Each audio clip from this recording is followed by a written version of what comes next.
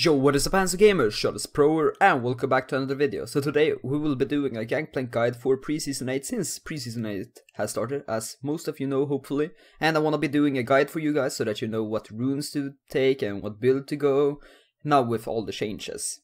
And yeah, let's just jump right into it. So as you can see on the screen right now, I'm showing you the build, and there are a lot of starting items that you can go for.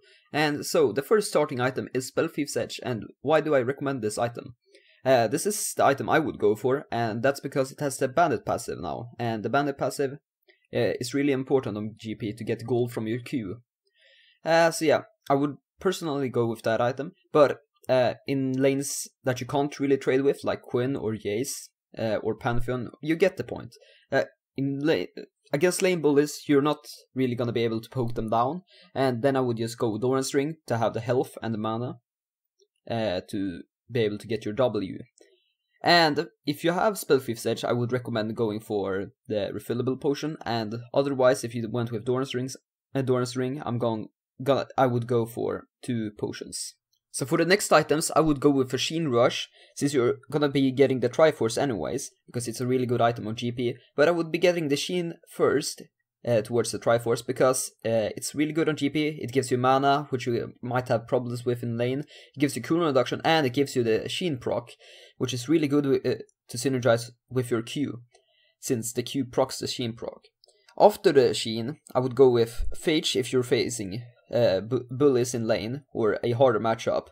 But if you are facing a easier matchup, I would go with Stinger, since that gives you cooldown reduction to spam more Qs and get more ults on the map.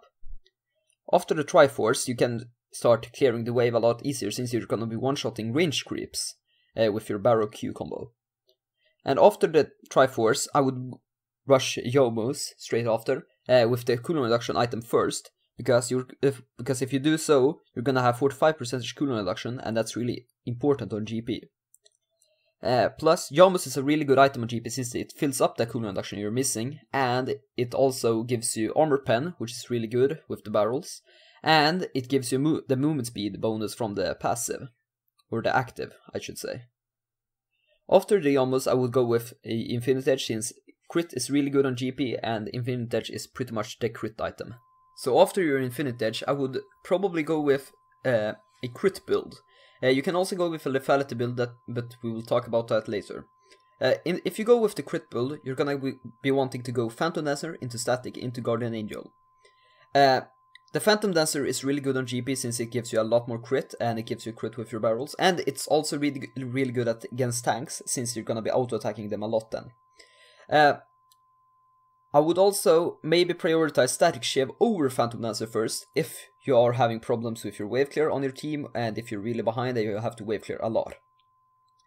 If you're ahead though, you're gonna be wanting to split push, and that's why you wanna go with Phantom Dancer first. Guardian Angel, you can sell your boots for a Guardian Angel, and when you're full build, you're gonna be doing a lot of damage, so the enemy team really needs to kill you, that's why you want a Guardian Angel. Okay, if you go with the lethality build, you're gonna want Duskblade into Edge of Night into the Guardian Angel once again. The Duskblade can work on GP since the Q procs your autos, or cancels your auto. So yeah, that could be really good if you go out of stealth and then just Q someone. It will deal a lot of damage. The Edge of Night could also be okay on GP, just because it's a good item overall.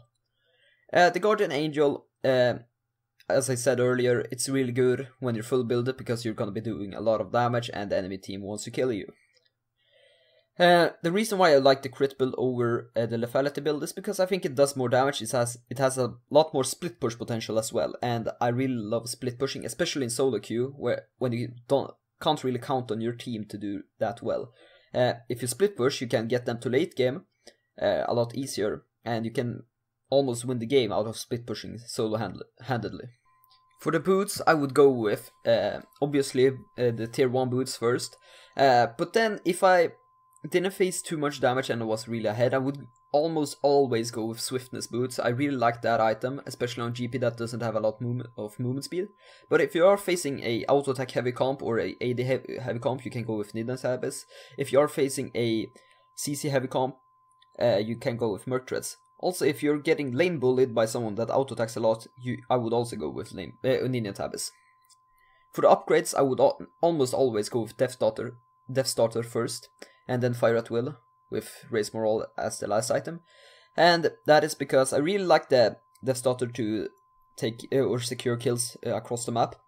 And plus, it does a lot of damage. The Fire at will be good first if you are behind and you have to wave clear with your ult a lot. And Raise Morale is probably the worst of the upgrades, and you always want to go with that last. You always want to be going with the Foresight Totem as well, since you're gonna be really squishy with this build and you can't really face check brushes. So let's just build that item and then ward across the map pretty much. And you're gonna be split pushing a lot if you go with the crit build, so it's gonna be really good with that as well. For the consumables, there's not a lot to talk about that. I don't actually buy that many control wards as GP, but I do buy a lot of elixirs, and that elixir is Elixir of Wrath, obviously. And I really like that item, especially I would start buying that item when I have like 2 items left, and that's just because, to push my damage even more and secure the team fights. Okay, and for the runes, I would recommend you going the inspiration tree with Kleptomancy. The reason why you want Kleptomancy is because the Q synergizes really well with that, and you're gonna be getting a lot of extra gold and consumables. And the more gold you get, the more, the further you're gonna get to the late game a lot quicker. And for the next rune, I would go with Biscuit Delivery because it synergizes really well with your keystone that you just have taken, since if you trade a lot, the other person of course is gonna want to trade back, and if you have Biscuit Delivery, then you're gonna get back the health and mana you just used to trade. I would then go for Futures Market. You could also go for Medical Footwear, but I like rushing the Sheen with Futures Market instead. For the next rune, I would like Cosmic Insight, since you're gonna need a 45% CDR on your ult, since it's already a 3-minute cooldown at the start. For the next tree, I would go with Sorcery, since there's a lot of things you actually need there, and there's a lot of things you actually could go for as well, but the primary thing you wanna go for is Transcendence, because you're gonna need a 10% CDR for you to cap it at 45%. Otherwise you're gonna need to build Lucidity Boots, and you don't want that. The Ultimate Hat is also pretty good. Gathering Storm is pretty good, but I like Scorch because it synergizes really well with your Q and the keystone you have chosen, because it's gonna add up all the damage. Gathering Storm could be pretty good if you're facing a lane bully, but Ultimate Hat could also be pretty good if you're facing a lane bully. But I wouldn't go with the Ultimate Hat if you're already gonna get out-pressured on the map if you're facing someone like Pantheon or Quinn. Then I would go with Gathering Storm. Okay, that's pretty much it for the guide, but I just wanted to give you some tips and tricks when playing Gangplank first. And the first tip I have is to always keep a barrel on your head against lane bullies, because if they're all in you just proc the barrel and proc the passive, and then you run away with a lot of movement speed. And plus, if a gank comes, you can do that as well. I would also recommend not taking too long trades, because if you do, you're just gonna run out of barrels and abilities, and the opponent is gonna out-damage you, because you don't have that much base auto-attack damage in the early game. If the opponent all-ins you, and you don't have a barrel on your head, just try to proc the passive, try to run away, don't take too long trades, and just use your abilities and then run away.